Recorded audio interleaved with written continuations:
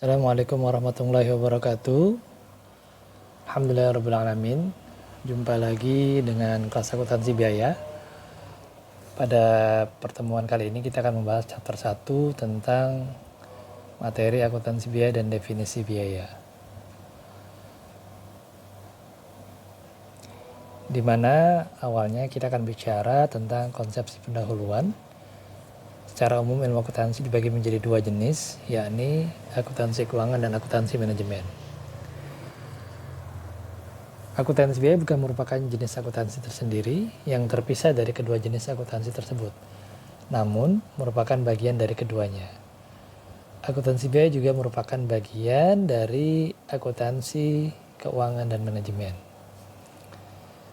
Dimana kalau kita bicara persamaan, akuntansi keuangan dan akuntansi manajemen mempunyai kesamaan dalam hal sistem pengelolaan informasi dan penyedia informasi keuangan. Kalau dari sisi perbedaan, akuntansi keuangan dan akuntansi manajemen bisa dilihat dari 8 sisi. Dari mulai pemakai utama, lingkup informasi, fokus informasi, kriteria bagi informasi, disiplin sumber, isi laporan, sifat informasi, dan rentang waktu. Jadi masing-masing karakteristiknya kita bisa lihat di tabel pada paparan chapter 1 ini. Kemudian kalau kita bicara akuntansi biaya, secara definisi ada dua kata, akuntansi dan biaya. Ya, di awal saya sudah sampaikan ketika kita bicara akuntansi biaya, maka dari awal chapter sampai akhir chapter kita akan bicara tentang biaya, cost. Kalau kita bicara per definisi, akuntansi tentunya kita sudah paham ya, adalah proses pencatatan sampai dengan terbitnya laporan keuangan. Sedangkan biaya adalah pengorbanan sumber ekonomis yang akan digunakan untuk memproduksi barang atau jasa. Secara umum, maka akuntansi biaya adalah gabungan keduanya. Oke, kemudian berikutnya, apa sih tujuan akuntansi biaya? Yang pertama adalah dia digunakan sebagai penentuan biaya produk. Jadi mencatat, menggolongkan, dan meringkas biaya-biaya pembuatan produk atau juga penyerahan jasa. Oke, tujuan yang kedua adalah terkait pengendalian biaya atau controlling. Jadi apakah penentuan biaya itu dikeluarkan untuk memproduksi satu satuan produk. Jadi kita bisa memantau pengeluarannya, apakah sudah sesuai atau belum. Lalu kemudian kita analisis dan nanti kita akan sampaikan ke manajemen puncak terkait apa dampaknya. Lalu yang ketiga, akuntansi biaya juga berguna dalam decision making ya, pengambilan keputusan khusus menyangkut masa depan. Ya, jadi bagaimana pengambilan keputusan khusus menjanjikan biaya yang akan kita terima di masa depan atau future cost. Kemudian kalau kita bicara fungsi, akuntansi biaya itu berfungsi dalam perhitungan dan pelaporan biaya pokok suatu produk. Yang kedua, dia juga bisa merinci biaya pokok produk pada segenap unsurnya. Lalu juga bisa memberikan informasi dasar untuk membuat perencanaan biaya dan beban, dan dapat memberikan data bagi proses penyusunan anggaran. Serta juga memberikan informasi biaya bagi manajemen guna dipakai di dalam pengendalian manajemen. Seperti itu ya, jadi fungsi akuntansi biaya. Kemudian, sekarang kalau kita bicara definisi biaya versus beban. Tentu kita sering bicara apa itu biaya, apa itu beban. Nah, kalau kita bicara letter-luxnya, biaya atau cost adalah pengorbanan sumber ekonomi yang diukur dalam satuan uang yang telah terjadi atau kemungkinan akan terjadi untuk tujuan tertentu. Artinya, dari definisi biaya di atas, kita bisa menyimpulkan biaya merupakan pengorbanan sumber ekonomi, dapat diukur, lalu terjadi secara potensial, dan membutuhkan sebuah pengorbanan untuk tujuan tertentu. Dalam hal ini perusahaan. Oke. Konsepsinya adalah biaya yang belum habis masa pakainya digolongkan sebagai aktiva. Ya. Di pengantar akuntan 1 dan 2 kita sudah bicara tentang neraca, ya. Kemudian beban atau expense, ya, adalah biaya yang telah memberikan manfaat dan sekarang telah habis. Dan komponen beban ini dimasukkan ke dalam laporan laba rugi sebagai pengurangan dari pendapatan. Seperti itu ya. Contohnya apa? Beban penyusutan, beban pemasaran, dan beban-beban lainnya. Ya. Oke, kemudian sekarang apa hubungan biaya dan beban? Biaya dapat berfungsi sebagai aktiva yang dapat digunakan di masa depan. Atau sebagai beban perusahaan yang akan dibandingkan dengan pendapatan. Di mana kedua karakteristik tersebut bisa terjadi secara bersamaan atau berurutan.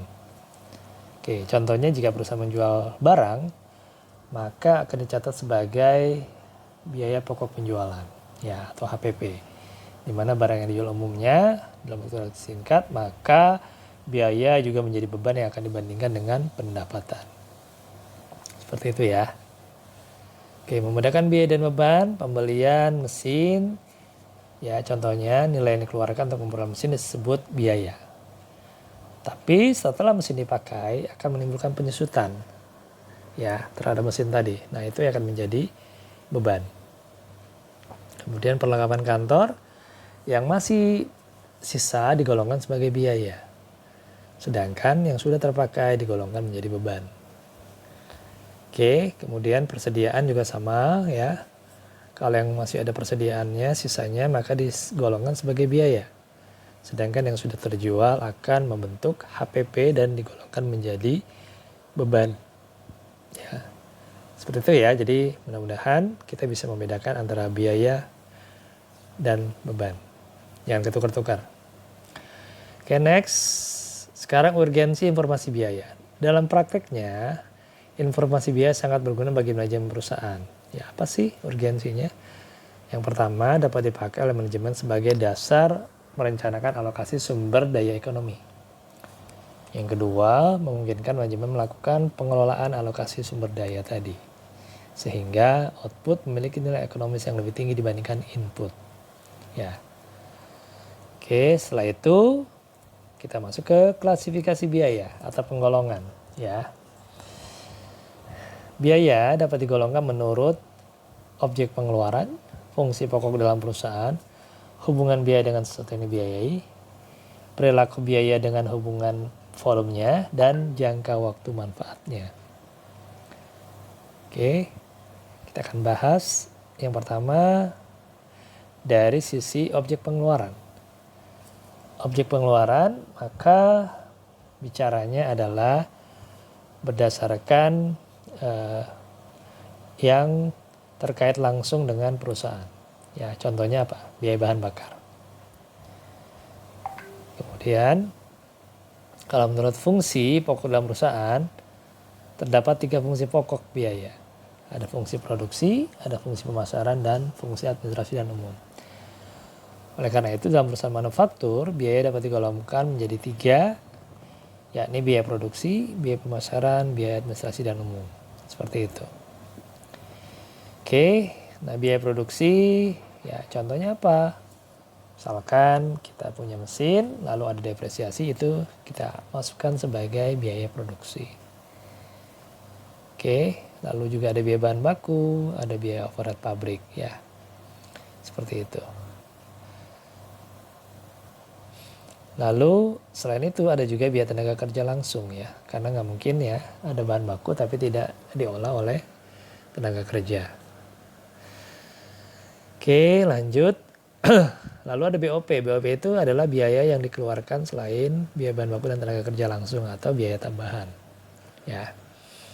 Contohnya yang paling gampang itu listrik, air, dan teman-temannya ya. Lalu ada biaya pemasaran, ya. Contohnya apa Pak? Biaya iklan, biaya promosi, ya, dan seterusnya. Yang terakhir ada yang namanya biaya administrasi, ya.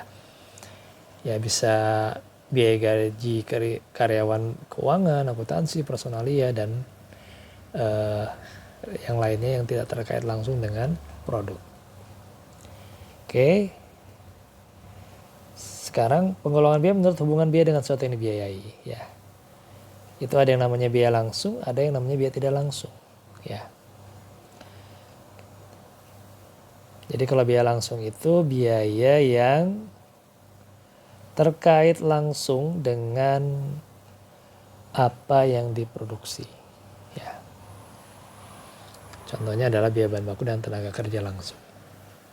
Oke ya, kalau biaya tidak langsung maka dia tidak terkait langsung, ya. Contohnya apa? Contohnya adalah BOP. Oke, ya paling gampang apa Pak? Ya biaya listrik, ya. Karena kalau tanpa listrik ya pasti agak sulit ya, apalagi kalau sekarang perusahaannya sudah semuanya semi otomatis. Kemudian kalau penggolongan biaya menurut perilakunya dengan volume, ya maka dibagi menjadi biaya variabel, biaya semi variabel, biaya semi tetap, dan biaya tetap. Biaya variabel adalah biaya yang jumlah totalnya berubah sebanding dengan perubahan volume. Ya, oke, jadi semakin banyak maka dia butuh biaya variabel. Kalau biaya semi variabel, biaya yang berubah tidak sebanding dengan perubahan volume. Ya, contohnya adalah biaya gaji salesman. Ya, jadi dibayar secara tetap, tapi berdasarkan persentase tertentu dari jumlah hasil penjualan. Jadi ada target. Ya, itu namanya biaya semi variabel. Lalu yang ketiga ada biaya semi tetap atau semi fix. Ya, ini biaya yang diukur tingkat volume dengan jumlah yang konstan. Contohnya apa? Biaya penelitian ya, R&D. Kemudian yang terakhir biaya tetap. Nah, kalau biaya tetap ini adalah yang paling gampang ya. Biaya yang jumlahnya tetap dalam kisaran volume kegiatan tertentu. Contohnya gaji ya, biaya penyusutan ya, seperti itu. Maka dia sudah fix ya, seperti apa besarannya. Lalu kalau penggolongan biaya atas jangka waktu manfaat ya, itu dibagi menjadi dua. Yang pertama disebut dengan pengeluaran modal atau capital expenditure ya, yakni biaya yang mempunyai manfaat lebih dari satu periode, biasanya 1 tahun ya. Contohnya apa Pak? Biaya depresiasi, biaya amortisasi, atau biaya deflasi. Oke, kemudian ada pengeluaran pendapatan ya. Contohnya apa Pak? Biaya iklan, biaya telepon, dan biaya tenaga kerja ya. Kalau sesuai dengan jangka waktu. Lalu hubungan biaya dengan pengambilan keputusan. Ya, ada yang namanya biaya kesempatan, ada yang namanya biaya komite, ada yang namanya biaya aktual. Oke, jadi masing-masing punya kaitannya dengan decision making. Lalu berikutnya ada yang namanya biaya peluang, opportunity cost. Adalah biaya yang muncul dari hilangnya keuntungan akibat pilihan atau penggunaan sumber daya tertentu. Lalu ada biaya standar, biaya yang telah ditentukan sebelumnya. Nanti akan ada bahasannya khusus ya di chapter berikutnya terkait akuntansi biaya standar. Lalu apa manfaatnya? Ya, terkait data biaya. Yang pertama untuk perencanaan. Ya. Karena prosesnya kalau kita mau merencanakan sesuatu harus direncanakan secara matang. Yang kedua terkait pengawasan. Ya, seberapa jauh hasil yang akan dicapai oleh manajemen. Yang ketiga pengukuran hasil ya. Jadi kita ukur tuh dampaknya. Yang keempat pengambilan keputusan ya. Jadi mau diambil atau tidak. Nah, itu berdasarkan data biaya. Lalu yang berikutnya metode pengumpulan biaya produksi. Ya, dalam pembuatan produk ada 2 kelompok biaya. Ada yang namanya biaya produksi, ada yang namanya biaya non produksi. Ya, kalau biaya produksi otomatis dia yang terkait langsung dengan bahan baku. Kalau non produksi dia yang dikeluarkan yang tidak terkait langsung dengan biaya bahan baku. Ya, itu intinya. Kemudian kalau jenis pengumpulannya, ya ada yang namanya produksi berdasarkan pesanan, ada yang namanya berdasarkan massal. Kalau pesanan itu jadi perusahaannya dia bisa by request, ya misalkan ya pabrik pesawat ya Boeing ya atau Airbus, nah dia berdasarkan pesanan. Tapi ada juga yang dibuat secara massal ya. Misalkan kita beli laptop, beli komputer, nah itu sudah ada seri-serinya ya. Jadi nanti konsumen tinggal pilih ya.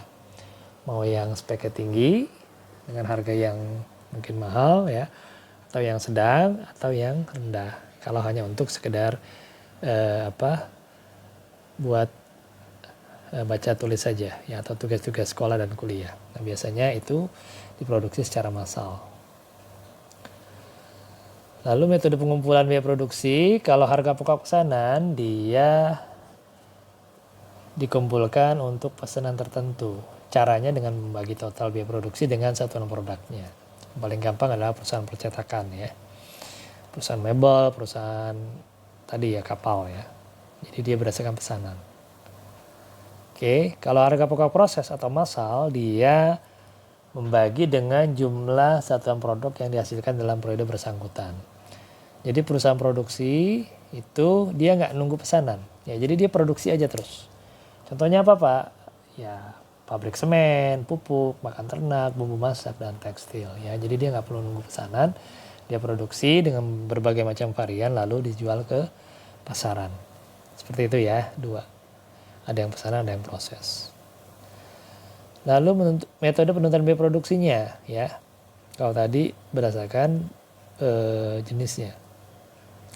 Ada yang pakai full costing, ada yang pakai variable costing ya. Apa bedanya Pak? Ya. Kalau full costing karena bahasanya full, jadi dia menggunakan seluruh biaya produksi. Ya, jadi biaya bahan baku, tenaga kerja langsung, BOP dan seterusnya ya. Semuanya dimasukkan. Namanya full costing. Oke, ya, contohnya seperti ini. Jadi berapa bahan bakunya, lalu tenaga kerjanya apa saja, lalu BOP-nya apa saja. Nah, itu menjadi total harga pokok produk. Oke. Kalau variable costing ya dia komponennya tidak terlalu banyak ya dibandingkan full. Ya, jadi lebih condong biaya-biaya yang memang sangat dibutuhkan ya. Biasanya skalanya perusahaannya itu menengah dan kecil. Oke, ini contohnya ya hampir mirip, cuma dia tidak terlalu full ya biayanya. Jadi benar-benar yang dibutuhkan oleh perusahaan dalam produksi sebuah barang. Oke, selanjutnya arus biaya pada perusahaan manufaktur. Ya, tadi kita sudah bahas ada 3 komponen utama, ada BBB, BTK, BOP yang akan menjadi komponen dalam proses produksi. Kita akan ilustrasikan ke dalam jurnalnya masing-masing ya. Jadi dari mulai proses bahan diolah oleh tenaga kerja lalu dibantu oleh BOP, kemudian akan menjadi BDP atau barang dalam proses. Setelah itu menjadi produk jadi dan siap dipasarkan ke konsumen. Ya, kurang lebih seperti itu ya untuk arus biaya pada perusahaan manufaktur dalam akuntansi biaya. Dan itu yang kita kenal dengan istilah HPP, harga pokok penjualan, yang pernah kalian dapat pada materi pengantar akuntansi dan 2. Oke, mungkin itu materi untuk chapter 1 pada pertemuan kali ini. Oke, terima kasih atas perhatiannya. Maaf kalau ada kekurangan. Saya akhiri. Wabillahi taufiq wal hidayah. Wassalamualaikum warahmatullahi wabarakatuh.